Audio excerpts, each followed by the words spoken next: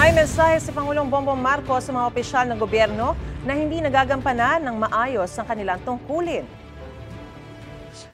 If you're not helping, get out of the way. Okay? Kung di mo kami tutulungan, basta malis ka na lang dito. Gawin mo yung gusto mong gawin, pero pabayaan mo kami magtrabaho.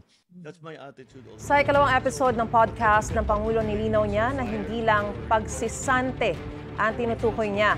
Pwede ring pansamantalang i-relieve o floating status o kaya ilipat sa ibang posisyon tulad ng ginawa niya sa ilang miyembro ng gabinete kamakailan.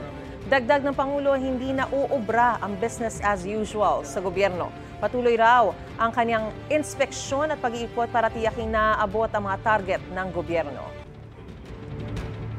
Gusto mo bang mauna sa mga balita? Mag-subscribe na sa GMA Integrated News sa YouTube at tumutok sa unang balita.